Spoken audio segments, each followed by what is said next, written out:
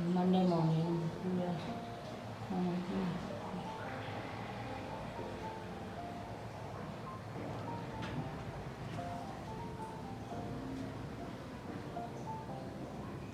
Chani Baba, Chani Baba,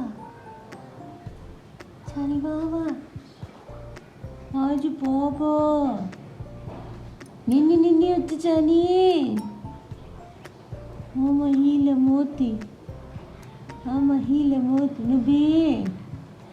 आज Baba. आज Baba. Chani. Chani. अस्सलाम वालेकुम and hello everyone, welcome back to our channel. एक नया दिन और नई उम्मीद के साथ आइए ब्लॉग स्टार्ट करते हैं। आपने देखा ना ये बच्चे सो रहे थे, मैं फजर के वक्त जब उठी ना तो ये चले आते मेरे पास और डॉल भी चली आती है। इनकी जो मम्मी है ना, फॉस्टर मॉम, ये भी चली आती है, लेकिन आज वो हॉल में सो रही थी।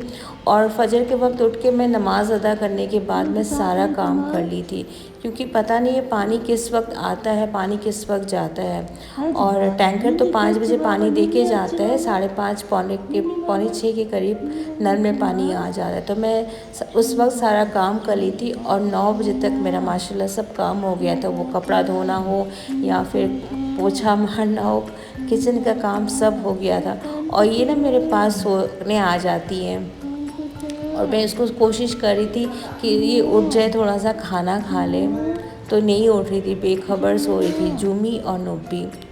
और ना जूमी ना मेरे लिए बहुत ही स्पेशल है जूमी, क्योंकि वो जुम्मे के दिन मुझे मिली थी दिसंबर के लास्ट फ्राइडे, मतलब पिछले साल। और मैं उस दिन रोज़ा रखी थी, मगरिब का नमाज अदा कर रही थी और ना इसका आवाज़ मिला, रोने का आवाज़ मिला।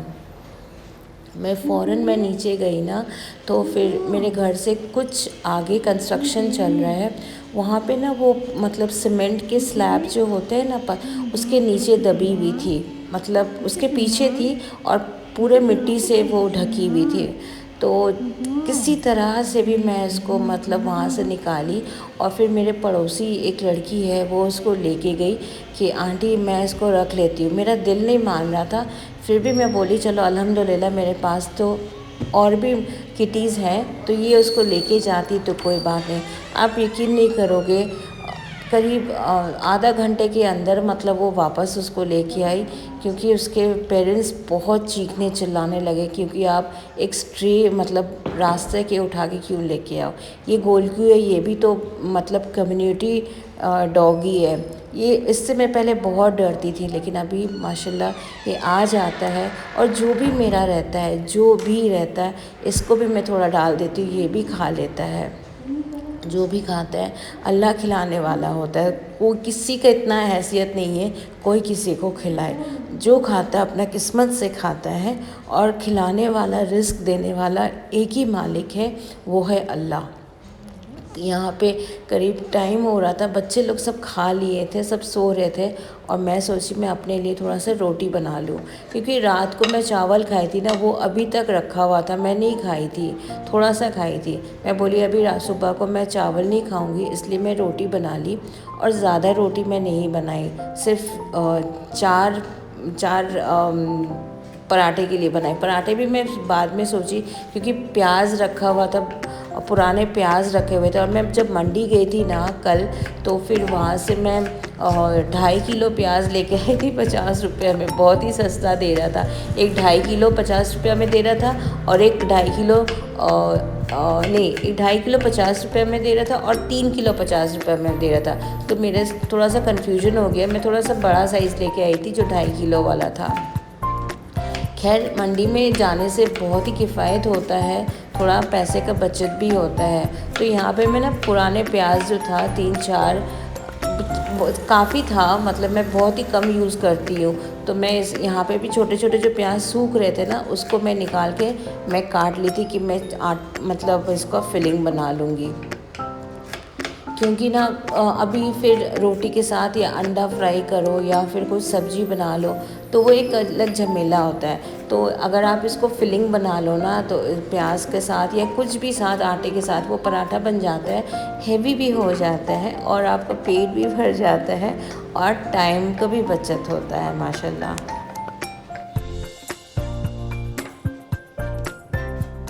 प्याज में मैं ज़्यादा कुछ नहीं मिक्स की, बस ये धनिया पत्ता है जो रखा हुआ था, थोड़ा सूख भी गया है, इसको मैं यूज़ कर ली। थोड़ा सा नमक डाली थी और ना मेरे घर के आगे एक स्टोर है, मैं पहली बार वहाँ पे देखी कि एक अचार मिलता है, छोटा सा पाउच है, टमाटो चटनी जिसे बोलते हैं, और ये ना सिर्फ 1 रुपया में आता है, सिर्फ 1 रुपया। तो इसको मैं 5-10 उठा के लेके आती हूँ, पर अभी ये नहीं मिल रहा था तो ये एक पाउच में काट के प्याज के साथ मिक्स कर दी थी और फिर इसको थोड़ा देर के लिए रख ली थी, क्योंकि ये थोड़ा सा ना नरम हो जाएगा। तो प्याज के साथ मिक्स हो जाने से ना तो इसका फिलिंग में अच्छा तरीके से मैं कर पाऊँगी।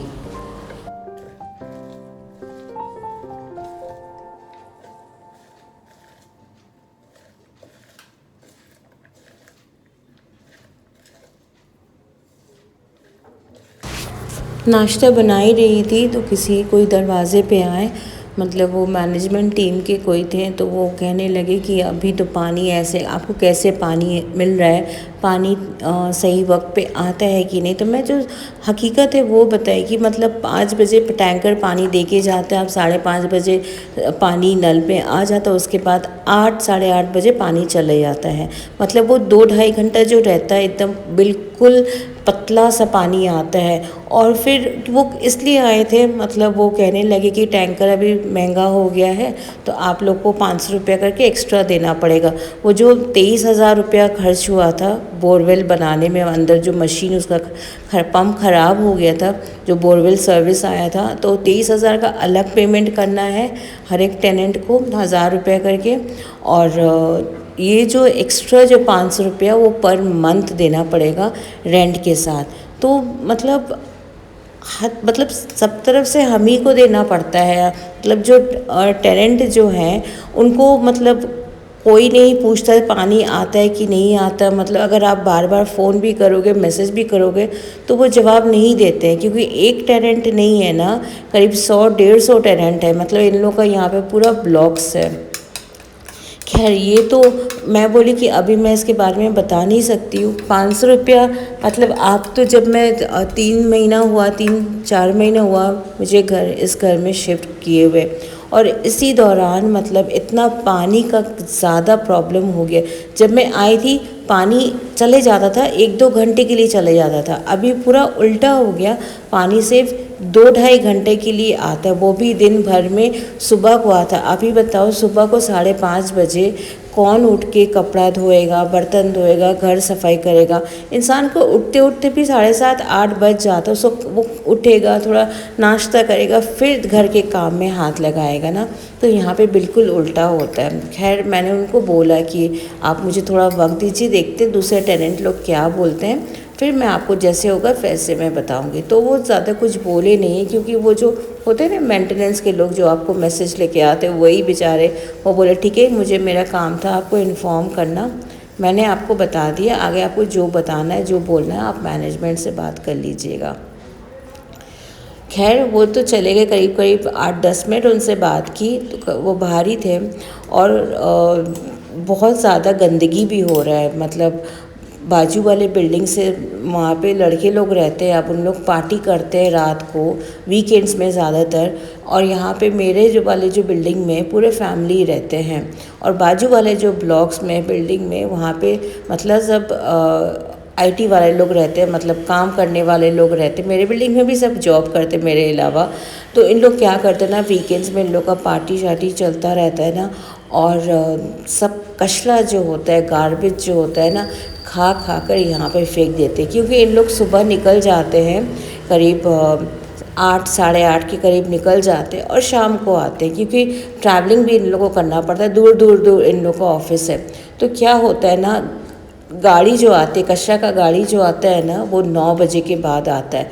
तो इन लोग का इतना ज़्यादा डंप हो जाता है अपने रूम के सामने और बहुत ज़्यादा स्मेल निकलता है। वही बात मैं ये मेंटेनेंस वाले को बोली, तो वो कहने लगे कि आप मुझे ना बताएं, आप मैनेजमेंट को बताएं, फ़ोन कर दीजिए या मैसेज कर दीजिए।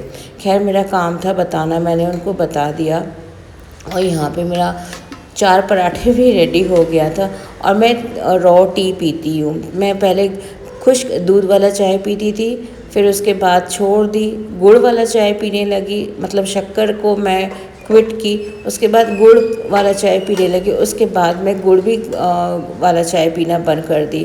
तो सिर्फ अभी ये मैं ऐसे रॉ टी पीती हूँ और ये अच्छा होता है। वक्त और हालात हमें बहुत कुछ सिखा जाता है। मतलब हमारे बहुत कुछ ख्वाहिशें होती है, बहुत कुछ चीज़ों की ज़रूरतें होती है, लेकिन जैसे हालात होते हैं हमें वैसे ही रहना पड़ता है। हमें अपने आप को चेंज करना पड़ता है। किसी भी चीज़ को मतलब आदत बना लेना वो मतलब शायद अच्छा नहीं होता है। इसलिए अल्लाह ताला जो करते हैं ना हमारे भले के लिए करते हैं। और आगे भी ये सबक हमें मिलता है कि वो हम जो तकलीफ़ के दिन जाते हैं ना उसे नहीं भूलना चाहिए।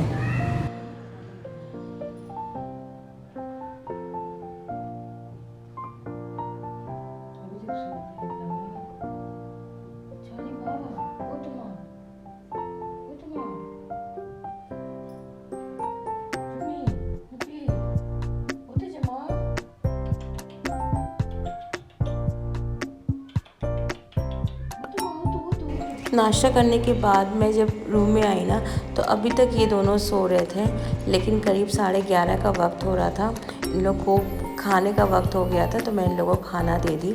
और मैं लड़की लोग को ना अपने रूम में देती हूँ और जो लड़के जो होते हैं ना उन लोग को मैं बाहर देती हूँ हॉल में। लेकिन जूमी ना यहाँ से मैं हमेशा एक चीज़ मैं ख्याल की हूँ कि ये हमेशा ना प्लेट चेक करती है। आज मैं इन लोगों को ना थोड़ा सा कर्ड राइस दी थी, ऊपर से थोड़ा सा इन लोगों का बिस्कुट डालकर, क्योंकि अगर मैं पूरा कर्ड राइस देती हूँ ना तो छोड़ देते हैं। तो ये क्या कि ये पहले प्लेट के पास गई, फिर आहिस्ता आहिस्ता आहिस्ता मेरे तरफ आई, आकर गेट की तरफ जाने लगी। तो गेट खुला हुआ था, वो चली गई। अब वो वहाँ से ना पूरा दौड़ लगाई जहाँ पे लड़के लोग खा रहे थे। कैसे दौड़ रही है देखिए, माशाल्लाह इतनी क्यूट सी लगती है। वहाँ पे जाके वो देखी कि इन लोग क्या खा रहे, कहीं चिकन तो नहीं खा रहे हैं, कहीं बिस्किट वाले तो चावल नहीं खा रहे हैं ना। तो यहाँ पे भी मैं कर्ड राइस डाली थी, क्योंकि हफ्ता में कम से कम मैं 2-3 दिन में कर्ड राइस इसलिए डाल देती हूँ, इन लोग के लिए ना एक कूलिंग होता है। और डॉक्टर हमेशा एडवाइस करते हैं जो किटीज़ को आप डेली कर्ड राइस दिया कीजिए। लेकिन इन लोग डेली कर्ड राइस नहीं खाएंगे, इतना ज़्यादा इन लोग बवाल करते हैं। अगर देख लेते हैं ना कि कर्ड राइस है, मतलब इन लोग सूंघ लेते हैं। अगर चिकन नहीं है या फिर बिस्किट इन लोग का जो विस्कर्स आता है वो नहीं है, तो क्या करते हैं ना वो फिर बहुत ज़्यादा चीखने चिल्लाने लगते हैं। तो मैं कर्ड राइस देती हूँ, पूरा अच्छा से मिक्स करके देती हूँ और उसमें से ना ऊपर थोड़ा सा वो बिस्किट का पाउडर डाल देती हूँ, तो उन लोग खा लेते हैं। बिस्किट का वो स्मेल से ना कर्ड राइस खा लेते। तो यहाँ पे वो चेक कर ली कि मैंने उन लोगों को बाहर लड़कियों को चिकन नहीं डाली हूँ, कर्ड राइस ही डाली हूँ। तो वो इत्मीनान से आ गई अंदर और फिर वो वहाँ पे खाने लगी। ये माशाल्लाह इतनी इंटेलिजेंट होती है, मतलब इन लोगों को इतना अच्छा अक्ल होता है ना, हर चीज़ में इन लोग मतलब पूरा जान लेते हैं। हम लोग जितना नहीं बोल पाते समझ पाते ना, इन लोग माशाल्लाह बहुत समझदार होते हैं। आपके दुख सुख या आपको कोई तकलीफ़ या आपके कुछ भी होने वाला होता है या कुछ भी आप गुज़र रहे होते हैं ना, तो ये लोग समझते हैं। माशाल्लाह बच्चा भी खा लिए थे और मेरा भी नाश्ता हो गया था और ज़ोहर का वक्त हो रहा था, तो मैं नमाज़ पढ़ के मैं बाहर निकली। अगर आप लोग ने मेरे पिछले वीडियोस देखे हैं तो मैं टिफ़िन सर्विस शुरू की हूँ ना घर से, होम कुक फूड का। तो ट्रायल्स में बहुत लोग बोलते हैं कि हमें ट्रायल्स दो, खाना भेज दो, तो हम देखेंगे, टेस्ट करेंगे, फिर हम आपको बताएंगे सब्सक्रिप्शन लेंगे कि नहीं लेंगे। तो मैंने ना पहले मैं क्या करती थी ना, कोई अगर बोलता था ट्रायल्स में भेजो तो मैं खाना भेज दिया करती थी, उसका मैं चार्ज नहीं करती थी।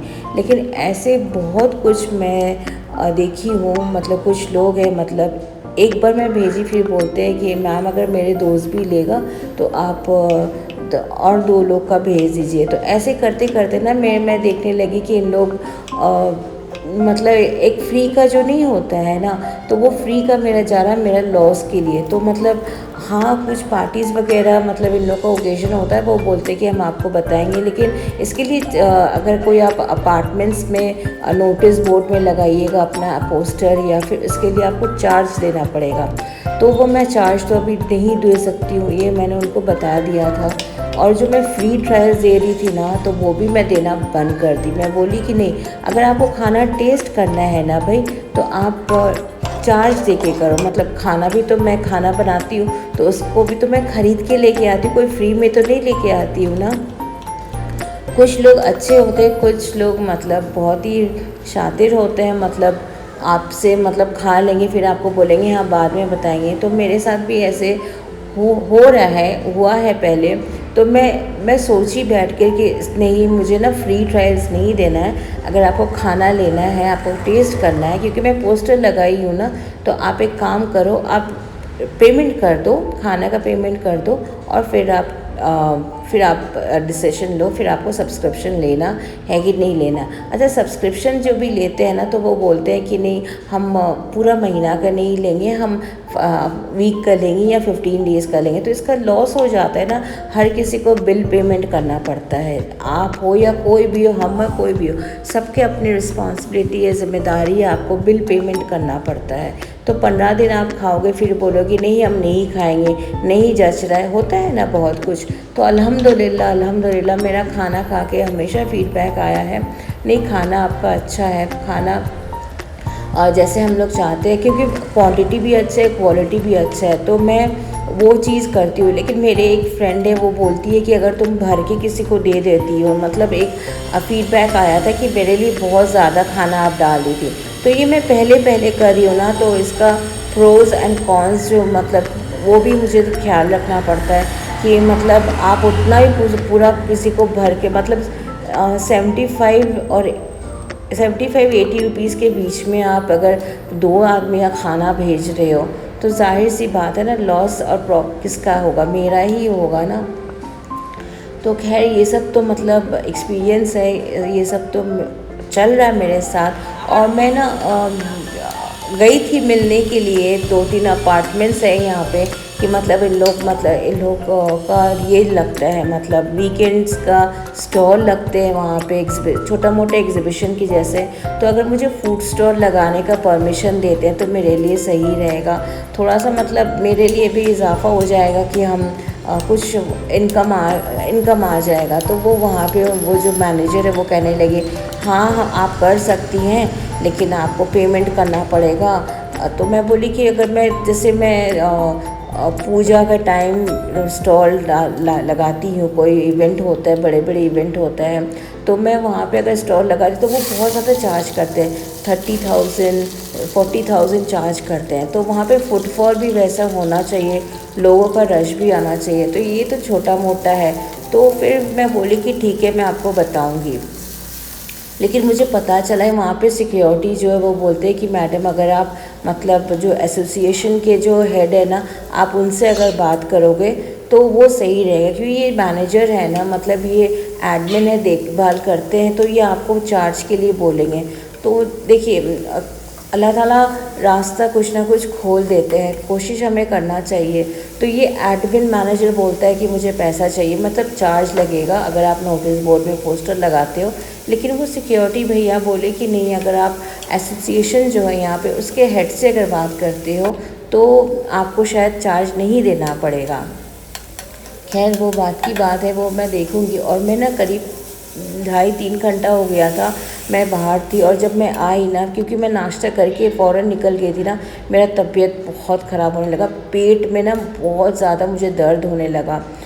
तो मैं जब वापसी के टाइम में ना कच्चा केला लेके आई थी, तो मैं यहाँ पे पतला सा मैं इसके सूप के जैसे बना ली, मतलब इसको सूप हम लोग ना इसको बंगाली में छेंचकी बोलते हैं। तो मतलब अगर आपको पेट में कोई प्रॉब्लम हो या कोई मोशन हो या कुछ भी हो ना, तो इसको हल्का मसाला डालकर, मतलब कलौंजी और थोड़ा सा लहसुन डालकर आप इसका मतलब सूप के जैसे बना सकते हैं। तो मैं यहाँ पे पहले बॉईल कर ली थी कच्चा केला और एक आलू, और फिर जब मसाला अच्छे तरह से भुन गया था तो मैं डाल दी। और ज़्यादा मैं लहसुन का भी इस्तेमाल नहीं कर रही हूँ। पहले तो लहसुन बहुत महंगा है, 500-600 रुपया किलो, मंडी में 550 रुपया 500 जा रहा है, तो यहाँ पे वेंडर तो और ज़्यादा दे रहा है। खैर मैं लहसुन बहुत कम डाली थी इसमें, और हल्के मसाले वाला मतलब सूप बनाई थी। और फिर मैं चावल बैठा दी, मतलब कनकी वाला चावल। मैं सोची थी का चावल गीला हो गया था चावल, पता नहीं। और यहाँ पे ना ब्रुनी आ गई थी, ये रात को आ जाती है, ये सुबह भी आती है, मगर मैं इसको शूट नहीं करती हूँ। ये ना बहुत प्यारी सी है, ये इसका ना एज हो गया, हर कोई इसको दौड़ाता रहता है, पर ये मेरे लिए ना इंतज़ार करती है, आ जाती है, बैठ जाती है मेरे गेट के सामने, तो कोई इसको कैसे निकाले। खैर वही मैं बोलती हूँ ना, जो खाता है अपना किस्मत से खाता है, खिलाने वाला एक ही है, वो है अल्लाह। किसी की इतनी हैसियत नहीं है कि कोई किसी को खिलाए। फिर मैं अपना खाना बना ली थी और यहाँ पे ना ईशा अदा की, और मैं वजीफ़ा पढ़ रही थी बैठ के। ये दोनों मेरे पास आ गए वापस कि मुझे यहीं पे रहना है, मुझे यहाँ पे खेलना है। तो मैं नमाज के वक्त नहीं आने देती, जब मैं वजीफ़ा जब पढ़ रही थी तब ये दोनों आ गए। और जुम्मी माशाल्लाह थोड़ा सा अभी एक्टिव हुई है, लेकिन बीच में वो बहुत इसका तबीयत ख़राब हो गया था, ओरल सस्पेंशन, क्योंकि डुल्लो का 3 बच्चे का फौत हो गया था। और जुम्मी को ना थोड़ा थोड़ा मुझे ऐसा एहसास हो रहा था कि इसका तबीयत बिगड़ा, तो मैं इसको ओरल सस्पेंशन देना शुरू की। और अल्हम्दुलिल्लाह तब से उसका तबीयत बेहतर होने लगा। अभी भी मैं इसको देती हूँ, और मैं कोशिश करती हूँ कि इसको बिस्किट से ज़्यादा दूर रखूँ। अभी इन लोगों का टाइम नहीं है बिस्किट खाने का, फिर भी दे सकते हैं, लेकिन बहुत ज़्यादा इन लोगों का मतलब वो पेट में प्रॉब्लम हो जाता है। और ये नुब्बी ना माशाल्लाह, नुब्बी भी मुझे मेरी पड़ोसी देके गई थी, क्योंकि इसके भी 3 भाई बहन थे। जो पड़ोसी के जो रॉटविलर है ना, तो वो मार दिया था, 2 को मार दिया था, ये बच गई थी। तो वो फ़ौरन मेरे पास लेके आई कि दीदी आप इसे प्लीज़ रख लो, कि मेरा कुत्ता इसको इसके 2 भाई बहन को इसको मार दिया, ये बच गई है। तो वही ना, जो हयात देने वाला, रहने वाला, रखने वाला, खिलाने वाला अल्लाह ही है, अल्लाह के सिवा कोई नहीं है।